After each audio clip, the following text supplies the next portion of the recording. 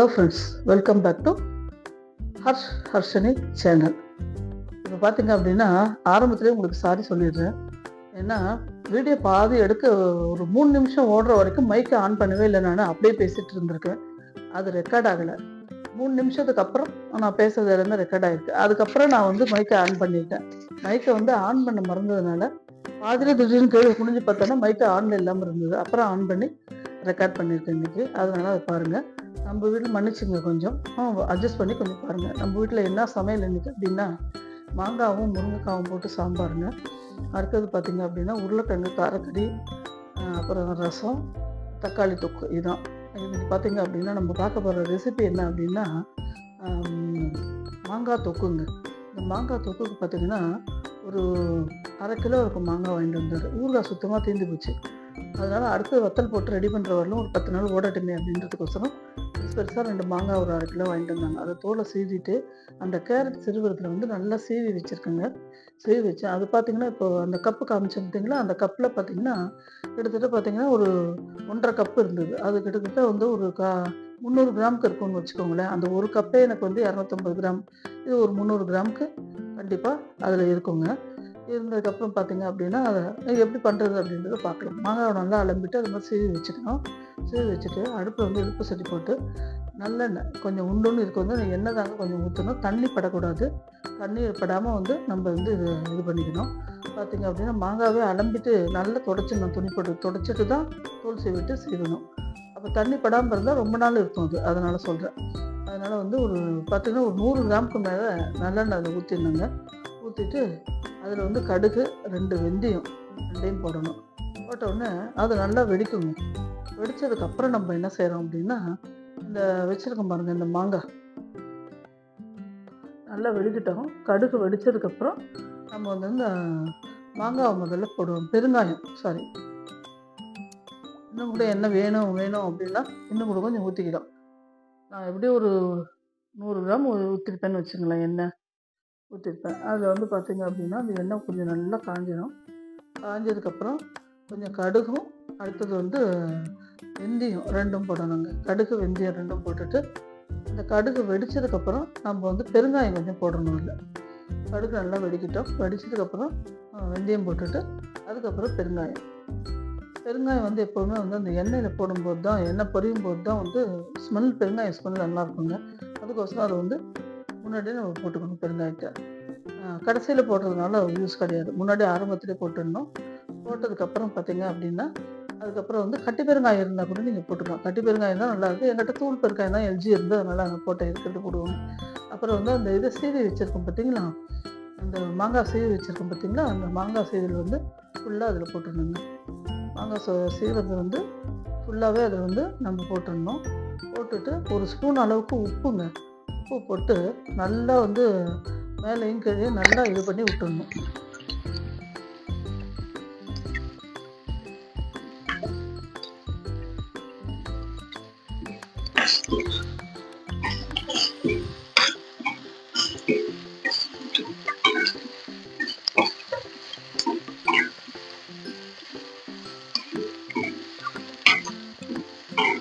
ஓகேங்களா?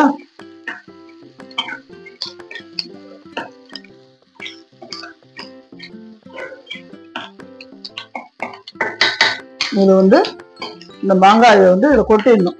மாங்காய் கேரட்டு நல்ல பெரிய மாங்காவை நல்லா அலம்பிட்டு தோல் சீவிட்டு இதை அந்த கேரட் சீவுறது இருக்கு பார்த்தீங்களா, அதில் நல்லா சீவி எடுத்துக்கிட்டேன். இதில் வேண்டுங்க நல்லெண்ணெய் ஊற்றி கொஞ்சம் சிம்மில் வச்சு வதக்கணுங்க. வேற ஒன்றும் கிடையாது.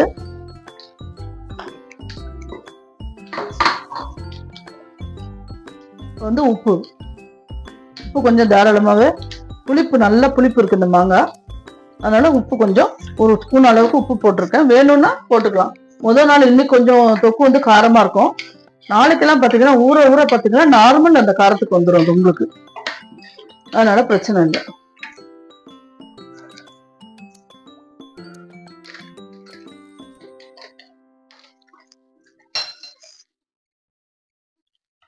பாருங்க, இந்த காரம் பார்த்தீங்க அப்படின்னா அந்த பால் கரண்டியால இன்னும் நல்லா இது புளிப்பு ஜாஸ்தியாக இருக்கும் மாங்காய். அதனால வந்து இந்த புளிப்பு மாங்காயில் தொக்கு போட்டால் தான் சூப்பராக இருக்கும். அதனால வந்து இந்த பால் கரண்டியால் எப்படி பார்த்தாலும் ஒரு 50 கிராம் இருக்கும்னு நினைக்கிறது. 50 கிராம் இருக்கும் இந்த கரண்டி. அதனால வந்து ஒரு 1.5 கரண்டி காரம் போட்டுக்கலாங்க. பாருங்க 1.5 கரண்டி காரம் போட்டிருக்கேன். இதுக்கு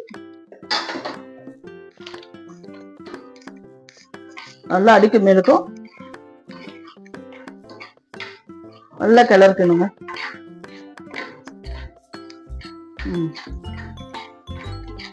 பாருங்க நல்லா 4 பக்கமும் அந்த காரம், உப்பு, பெருங்காயம் இது எல்லாமே நல்லா வந்து படியணும். அடுப்பு சிம்லே இருக்கட்டும். நல்லா ஒரு 10 நிமிஷம் நல்லா வதங்கி அந்த மாங்காவோட அந்த ராஸ்மல் போகும். ராஸ்மல் போனதுக்கு அப்புறம் அந்த எண்ணெய் பார்த்தீங்கன்னா மேலே வந்து நிற்கும். எண்ணெய் அப்படியே வந்து கலைச்சி மேலே வந்து நிற்கும். நின்ன உடனே அப்போ அந்த டைம்ல வந்து ஆஃப் பண்ணா கரெக்டா இருக்கும். நமக்கு போதும்னு நினைக்கிற எண்ணெய். அப்படி ஒரு சின்ன ஒரு டவுட் அப்படி இருந்ததுன்னா கொஞ்சம் லைட்டா இன்னும் கொஞ்சம் ஊத்திக்கலாம்.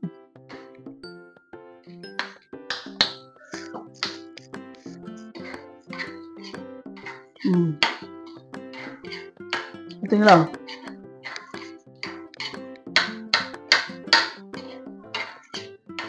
நல்லா மூடி போட்டு மூடிடலாம். நல்லா முடிச்சதுக்கு அப்புறம் நம்ம பார்க்கலாம்.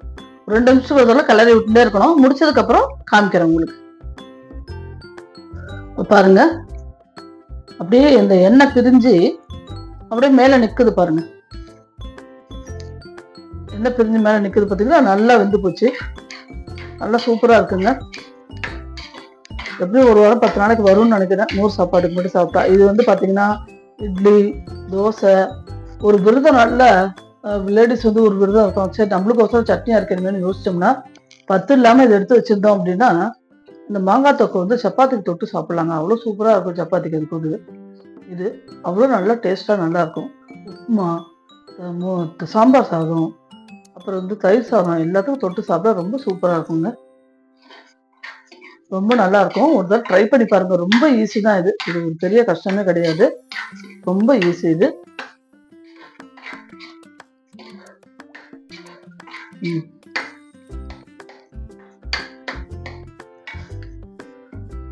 பார்த்தீங்களா? முடிச்சுட்டு காமிக்கிறேன் உங்களுக்கு. இப்போ பார்த்தீங்கன்னா மாங்காய் தொக்கு முடிஞ்சு போச்சுங்க. இது எப்படி அப்படின்னா திரும்ப ஒரு தடவை ரீகேப் உங்களுக்கு சொல்லிடுறேன். நான் 2 மாங்காங்க நல்லா 1/2 கிலோக்கு இருக்கும். அந்த மாங்காய் எடுத்து தோலெல்லாம் நல்லா மாங்காவை அலம்பிட்டு தோல் சீவிட்டு அந்த கேரட் திருவுறது இருக்கு இல்லைங்களா? சீவுறது இருக்கு பாருங்க. அதில் வந்து சீவி ரெடி பண்ணி வச்சிருக்கேன். ரெடி பண்ணி வச்சுன்னா அது கிட்டத்தட்ட பார்த்தீங்க அப்படின்னா அதோட இது வந்து ஒரு 150 கிராம் 250 கிராம் இருக்கும்னு வச்சுக்கோங்களேன். அந்த ஒரு கப்பு, இந்த கப்பே வந்து 200 கிராம் எங்களுது. இந்த கப்பு பார்த்தீங்கன்னா 200 கிராம். இதால 1.5 இருந்தது. கிட்டத்தட்ட பார்த்தீங்கன்னா 250 கிராம் அந்த அளவுக்கு இருக்கும் அந்த இது. அதை வந்து எடுத்து வச்சு ரெடி பண்ணி எடுத்து வச்சுட்டு அதுக்கப்புறம் பார்த்தீங்க அப்படின்னா இழுப்ப செட்டு நல்லெண்ணெய் ஊற்றி அப்புறம் கடுகு, 2 வெந்தயம் இதெல்லாம் போட்டு தாளித்து அது நல்லா வந்து வெடிச்சதுக்கப்புறம் பார்த்தீங்கன்னா பெருங்காயம் அந்த இதிலே போட்டணும். போட்டால் நல்லா வாசனை நிறைய இருக்கும். பெருங்காயம் பொரியும் போது அந்த வாசனை நல்லா இருக்கும். அதுக்கு பெருங்காயம் போட்டாச்சு. பெருங்காயம் போட்டு நல்லா பொரிஞ்சதுக்கப்புறம் அடுத்தது வந்து பார்த்தீங்க அப்படின்னா அந்த இதில் சீவி வச்சுருக்கோம் இல்லையா? மாங்காய் சீவி வச்சுருக்கோம் பார்த்தீங்களா? அந்த ஊறுகாய்க்கு அந்த மாங்காய் அதில் வந்து கொட்டணும். கொட்டின உடனே நல்லா மேலேங்க நல்லா கிளறி விட்டுட்டு அதுக்கப்புறம் பார்த்தீங்க அப்படின்னா இந்த கரண்டி இருக்குது பார்த்தீங்களா? இந்த கரண்டியால் ஒரு 1.5 கரண்டிங்க. இது ஒரு 50 கிராம் இருக்கும்னு நினைக்கிறேன் இந்த கரண்டி. நீங்கள் அளவு பார்த்துக்குங்க. இந்த கரண்டியால் 1.5 கரண்டி போட்டேன் நான். காரம் போட்டு அப்புறம் உப்பு 1 ஸ்பூன் நல்லா தாராளமாக 1 ஸ்பூன் உப்பு போட்டு நல்லா அடிக்கும் மீனுக்கு நல்லா கிளறி இன்னும் கொஞ்சம் நல்லெண்ணெய் ஊற்றி சிம்மில் வச்சு மூடிட்டேங்க. 2 நிமிஷத்தோட கிளறி விட்டோன்னே நல்லா வெந்து மாங்காய் வந்து நல்லா வெந்து அந்த தண்ணி இது வந்து மேலே மாங்காவில் தான் தண்ணியே கிடையாது சுத்தமாக. இது நம்ம வந்து தண்ணி எதுவுமே ஊற்றக்கூடாது. ஊற்றாமல் இருந்தால் தான் கொஞ்ச நாள் அது கெடாமல் நம்ம யூஸ் பண்ண முடியும். அப்புறம் வந்து அந்த எண்ணெய் வந்து நல்லா மிதந்து மேலே வரும். மேலே வந்தது அப்படின்னா பபுள்ஸ்லாம் நெருங்கி அந்த எண்ணெய் அப்படியே மேலே வந்து நிற்குங்க முருகாவில். பார்க்கும்போதே நல்லா தெரியும் உங்களுக்கு. அந்த இதுதான் வந்து அதுதான் பதம். அந்த டைமில் நம்ம இதை ஆஃப் பண்ணிடலாம். இதை வந்து நல்லா ஒரு ஏர்டைட்டான இதில் வந்து ஸ்டோர் பண்ணி வச்சுக்கிட்டீங்க அப்படின்னா நல்லா வந்து ஒரு வாரத்துக்கு நமக்கு வந்து கெடாமல் இருக்குங்க. அது ஒரு வாரம் 10 நாள் கூட வெளியிலேயே வைக்கலாம், ஃப்ரிட்ஜில் வைக்கணுன்ற அவசியம் கிடையாது. ஒரு வாரம் 10 நாள் நல்லா கெடாமல் இருக்கும். ஜாடியில் போட்டு நல்லா மூடி வச்சுருங்க. அப்படி ஜாடி இல்லை அப்படின்னா ஏர்டைட் கண்டெய்னர் எது இருந்தாலும் ஓகே தான்.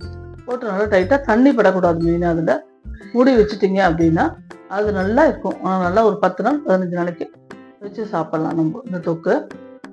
இப்போ அடுத்தது வந்து உங்கள்கிட்ட வந்து வேற ஒன்று சொல்லணும்னு நினச்சேன், இருங்க சொல்கிறேன். இது பார்த்தீங்க அப்படின்னா பார்த்துருக்கீங்க. இது என்னடா இது இப்படி வருஷலாம் டப்பாவாக காட்டுறீங்களன்னு நினைக்காதீங்க. இது பார்த்தீங்க அப்படின்னா அர்ஷனுக்கு வந்து போன வருஷம் வாங்கின லஞ்ச் பாக்ஸுங்க. லஞ்ச் பாக்ஸு இந்த இது ஸ்கார்டிங் கிளாஸ் போவோம் இல்லையா, மத்தியானம் சுட சுட லஞ்சு வேற ஒரு பாக்ஸ் எடுத்துகிட்டு போயிடுவான். இதில் வந்து ஈவினிங் வந்து அந்த ஸ்கேட்டிங்க்கு முன்னாடி வந்து 3:15 3:30 ஸ்கூல் விடும். விட்டதுக்கப்புறம் ஏதாவது சிம்பிளாக டிஃபன் ஏதாவது எடுத்துகிட்டு போவாங்க. இது வந்து ஃபுட் சேவர் தாங்க, நல்ல காஸ்ட்லியான ஒரு இது பார்த்தீங்க. அதில் எடுத்துகிட்டு போவாங்க. ஏதாவது வந்து சப்பாத்தியோ இல்லை உப்புமாவோ வேறு ஏதாவது இந்த ப்ரெட்டை டோஸ்ட் பண்ணியோ ஏதாவது வச்சு ஒரு ஜூஸும் எடுத்துகிட்டு போவாங்க. எடுத்துகிட்டு போய் அதை சாப்பிட வச்சுட்டு அவனுக்கு வேறு ட்ரெஸ் மாற்றி அதுக்கப்புறம் ஸ்கேட்டிங்கில் விட்டு ஒரு மணி நேரம் இருந்து அந்த கூட்டிகிட்டு வந்துடுவோம். அந்த மாதிரி இருக்கும். இந்த பாக்ஸ் பார்த்தீங்கன்னா ஒரு வருஷத்துக்கு ஒரு தடவை இந்த பாக்ஸ் எல்லாம் மாற்றுவாங்க. அப்படி மாற்றும் போது பார்த்தீங்க அப்படின்னா 2-3 பாக்ஸ் வச்சுருப்பா, மாற்றி மாற்றி எடுத்துகிட்டு போவா. மாற்றும் போது பார்த்தீங்கன்னா இந்த பாக்ஸ் எல்லாம் தூக்கி போட எனக்கு மனசு வரலைங்க. ரொம்ப ஃபுட் சேவர். அது ஒன்று பார்த்தீங்கன்னா 300 350 இந்த மாதிரி வாங்கினது. இது அப்படியே தூக்கி போடுறதுக்கு இந்த பேப்பர் கரண்ட் எல்லாம் பழைய பிளாஸ்டிக் நம்ம போட்டோம் அப்படின்னா ஒரு எடையை போட்டு பார்த்துட்டு 5 ரூபாய்க்கு தான் இருக்கு, அதுக்கு மேலே போகாது அப்படின்றாங்க. எனக்கு மனசே ஆகலை. அப்புறம் பார்த்தேன், சரி இந்த கருவேப்பிலை கொத்தமல்லி ஃப்ரிட்ஜில் இதெல்லாம் போடுறோம் இல்லையா, போடுறதுக்கு வந்து உருவி சந்தையில் வாங்கிட்டு வர்றத காய இதை உருவி கருவேப்பிலை ஒன்றில், அப்புறம் வந்து முருங்கைக்காய் வந்து முன்னாடியே வந்ததுன்னா கட் பண்ணி ஒன்றில் போட்டு வைப்பேன். ஃப்ரிட்ஜில் வைக்கிறதுக்கு ரொம்ப சௌரியமாக நல்லா இருக்குங்க. இது நம்ம ஃப்ரிட்ஜில் வைக்கணும் பிளாஸ்டிக்லாம் தனித்தனியாக வாங்குறோம், ஆனால் அதெல்லாம் கூட செட் ஆகலை. இதுதான் எனக்கு வந்து நல்லா செட் ஆகிருக்கு. ஒரு வாரத்துக்கு இந்த டிஷ்யூ பேப்பர் போட்டு அடியில் போட்டு மேலே வந்து பாருங்க புதினா வச்சுருக்கேன். உள்ள இடத்தையும் இது வந்து இந்த சைஸில் இருக்கிறதுனால இது பார்த்தீங்க அப்படின்னா ரெக்டாங்கிள் சைஸில் இருக்கிறதுனால இது வந்து நமக்கு வந்து இடத்தையும் அடைக்கலை. ஃப்ரிட்ஜில் ஒன்று மேலே ஒன்று அழகாக வைக்கலாம், இல்லை டோர்லேயும் வைக்கலாம். இங்கே பாருங்க கருவேப்பிலை, இதுக்கும் அடியில் வந்து டிஷ்யூ பேப்பர் போட்டிருக்கேன். போட்டுட்டு கருவேப்பிலை ஒன்றில் சீவி வச்சிருக்கேன்.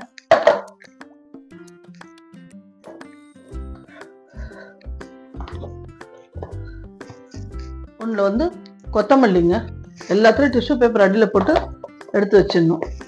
அடுத்தது வந்து ஒன்றில் வந்து பார்த்தீங்க அப்படின்னா பச்சை மிளகாய் பாருங்க, பச்சை மிளகாய் ஒன்றில் இந்த மாதிரி பச்சை மிளகாவோட காம்பை வந்து எடுத்துட்டு போட்டு வச்சோம்னா ரொம்ப நாள் வரைக்கும் கூட இருக்குங்க. இந்த மாதிரி எல்லாத்தையும் போட்டு ரெடி பண்ணி வச்சிருவோம். இதை ரொம்ப நாளாக உங்கள்கிட்ட சொல்லுவோம்னு பார்த்தா ஒவ்வொரு தடவையும் வீடியோ லென்த்தியாக இருக்குமா இப்போ வேண்டாம் நாளைக்குன்னு ஒரு நாள் போயிட்டே இருந்தது. சரி, இன்னைக்கு வந்து இந்த மாங்காய் தொக்கு சின்ன ரெசிபி தானே உங்களுக்கு அப்படின்றதுக்கோசரம் இதையும் சேர்த்து உங்களுக்கு இந்த வீடியோவில் காமிச்சிட்டேன். அதனால வந்து நீங்களும் வீட்டில் வந்து இந்த மாதிரி வந்து நம்ம விலை கொடுத்து வாங்குறோம், 300 400 வாங்குறோம்.